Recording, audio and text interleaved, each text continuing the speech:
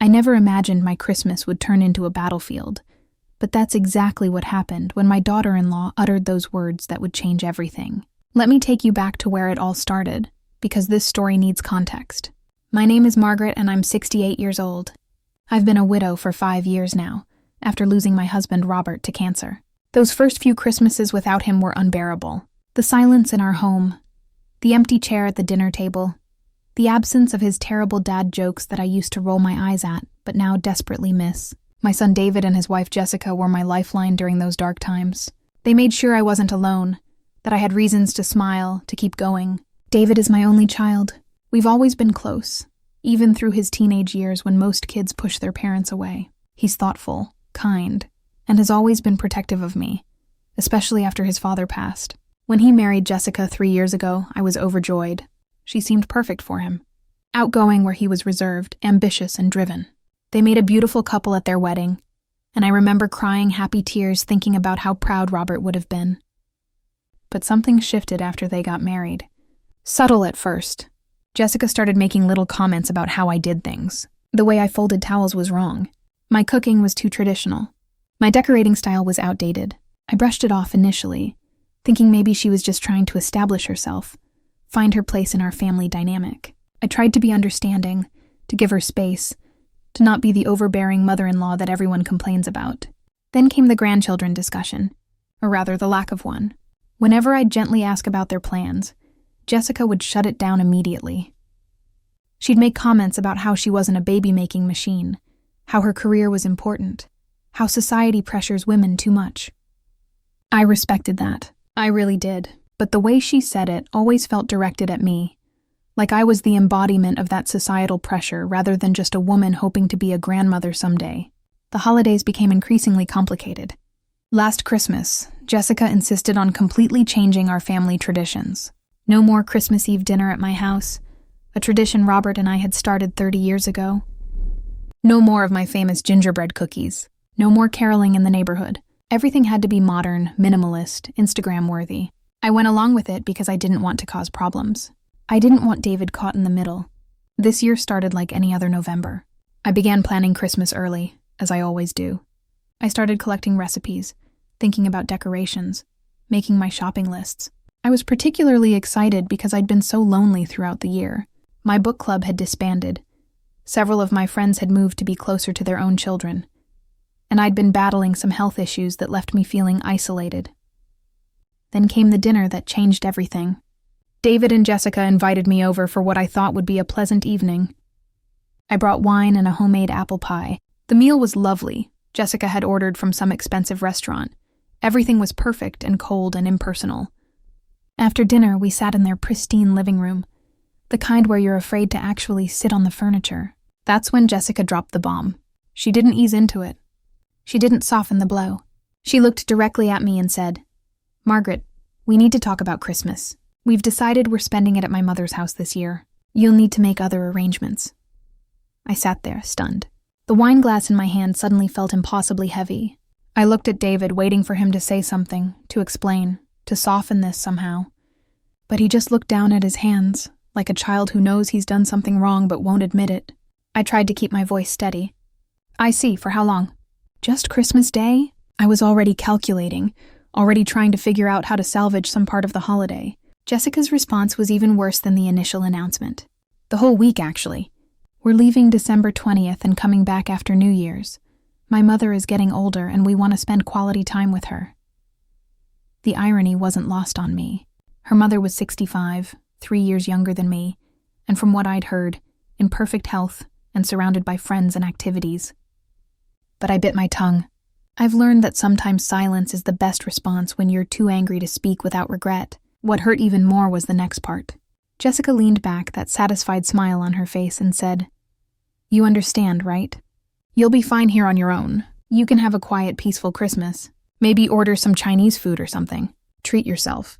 Order Chinese food. On Christmas. Alone in my house. While my only child, my only family celebrated with her family like I didn't exist." The picture of my future she was painting was so bleak, so utterly devoid of warmth or consideration, that I felt something inside me crack. David finally spoke up, but weakly. "Mom, I'm sorry. I know this isn't ideal, but Jessica's family has been asking for years, and we thought maybe this one time. One time. As if the previous Christmas hadn't already been mostly at Jessica's parents' house. As if I hadn't already spent the last few holidays feeling like an afterthought in my own son's life. I finished my wine, gathered my things, and left with as much dignity as I could muster. I didn't cry in front of them.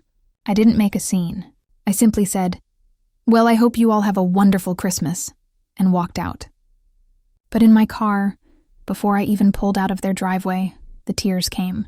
Hot, angry, heartbroken tears that I couldn't control.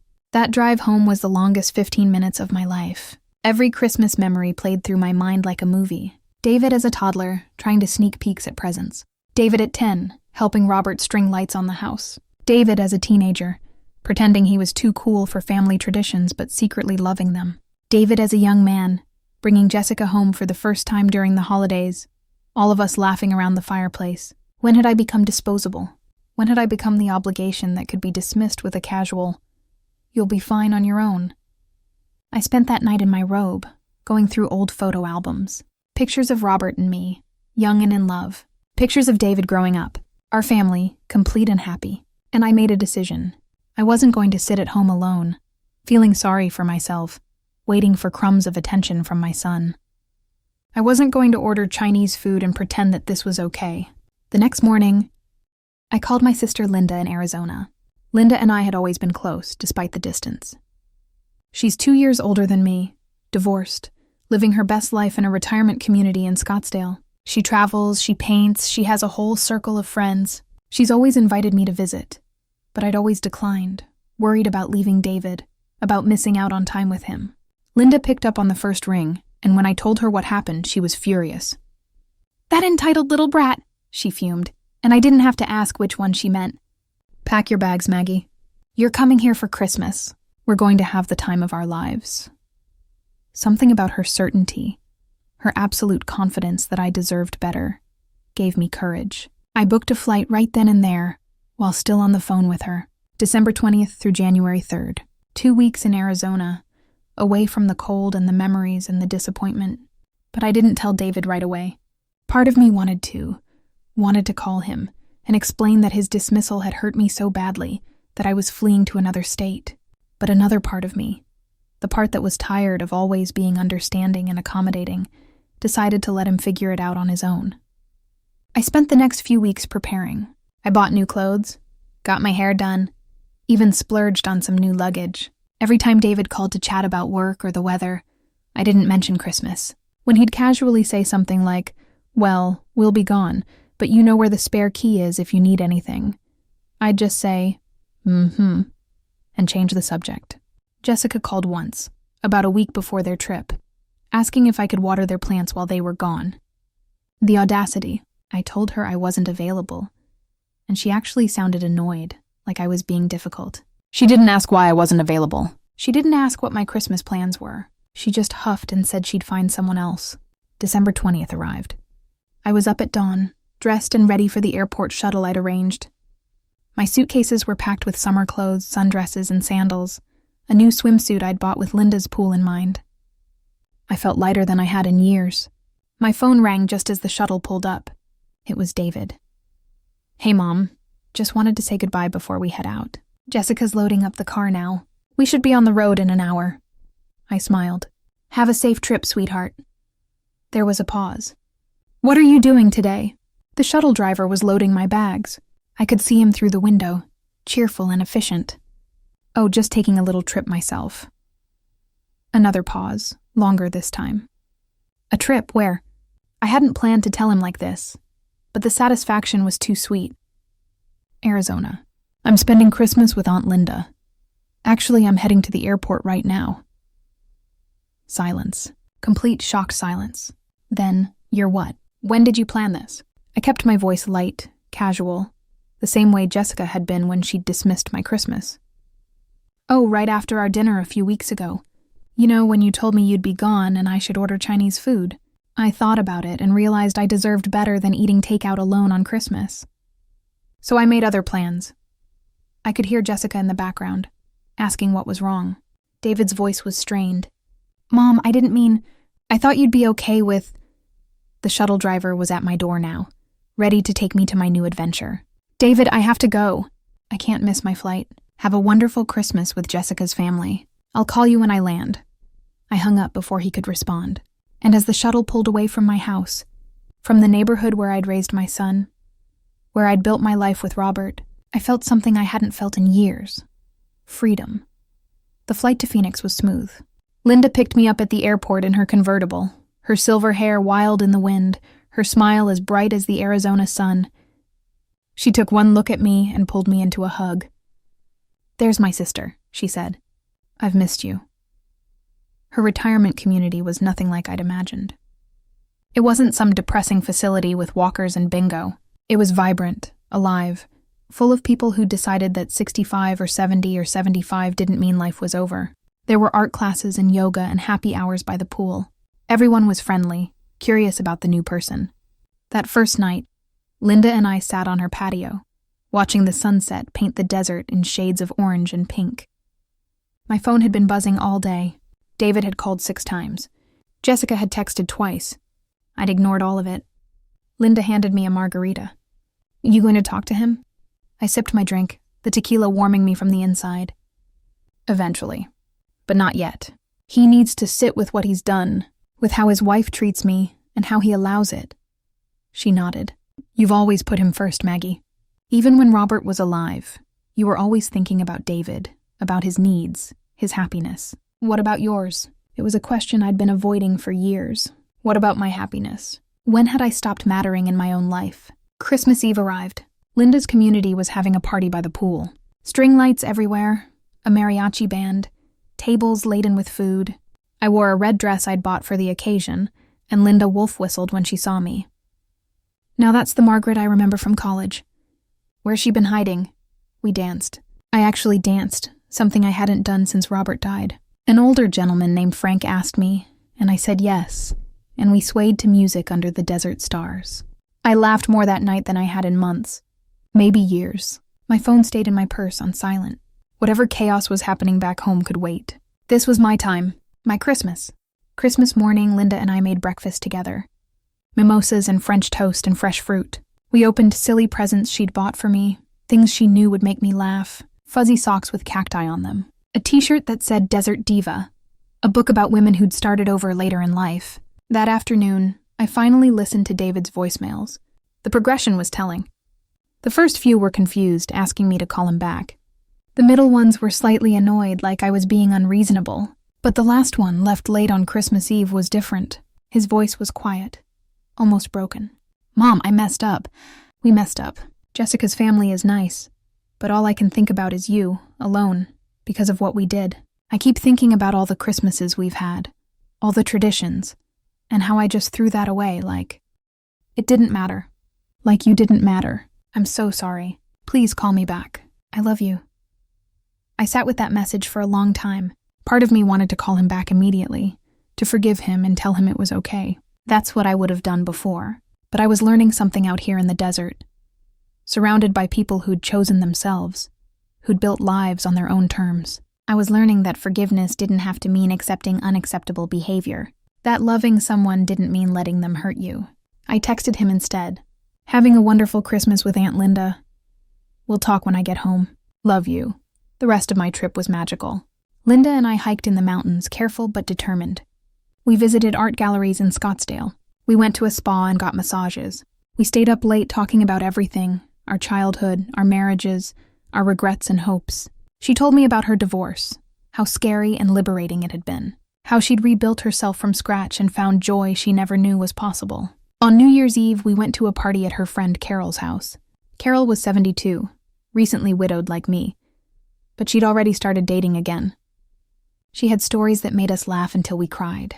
At midnight, standing on the balcony watching fireworks explode over the desert, Linda raised her glass.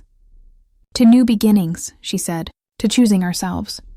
We clinked glasses, and I felt something shift inside me. A resolution not just for the new year, but for the rest of my life. I flew home on January 3rd, tanned and rested and changed. David was waiting at my house when I arrived. He'd used his key to let himself in, and he was sitting on my couch, looking anxious and tired. We talked for 3 hours, really talked. maybe for the first time since he'd gotten married. He admitted that Jessica had been controlling, that he'd let her dictate our relationship because it was easier than fighting. He told me about the fight they'd had on Christmas Day, when he'd finally stood up to her about how she treated me. How they were now in couples counseling, trying to work through their issues. I listened, and then I spoke my truth. I told him how lonely I'd been, how dismissed I'd felt, how his casual acceptance of Jessica's behavior had broken my heart. I told him that I loved him, that I would always love him, but that I couldn't be an afterthought in his life anymore. That I deserved respect and consideration, and if they couldn't give me that, then maybe we needed to have less contact, not more. He cried. My strong, stoic son actually cried. I never wanted to hurt you, Mom. I just got lost somewhere. Jessica can be overwhelming, and I thought if I just went along with things, it would all work out. But watching you fly across the country rather than spend Christmas alone because of us, it woke me up. You deserve so much better than what we've given you. Things didn't magically get better overnight. Jessica and I had our own difficult conversation, mediated by David, where she admitted she'd felt threatened by my relationship with him. She'd grown up with parents who favored her siblings, and she'd projected that fear onto me, seeing me as competition rather than family. It didn't excuse her behavior, but it helped me understand it. We're rebuilding now, slowly, setting boundaries, having honest conversations, treating each other with the respect that family should have. Jessica and I will probably never be best friends, but we're learning to coexist peacefully. David makes more effort to spend time with me one-on-one, to check in not just about logistics, but about how I'm actually doing. And me? I'm planning my next trip to see Linda. Maybe I'll even move out there someday. Start fresh in the desert sun, surrounded by people who've chosen to live boldly in their later years. I've joined some local groups here too. Started painting again. Something I gave up when Robert got sick. I'm dating a little. Nothing serious. But it's nice to feel wanted. To dress up and have someone hold a door open for me. That Christmas taught me something invaluable. That standing up for yourself isn't selfish. That you can love someone deeply and still refuse to accept poor treatment. That sometimes the best gift you can give yourself is the courage to say, I deserve better than this, and then actually demand better. So, yes, my daughter-in-law told me to stay home for Christmas while they went to her mother's. And yes, I booked a flight and left. And it was the best decision I've made in years. Because in choosing myself, in refusing to be diminished, I didn't just save my Christmas. I reclaimed my life.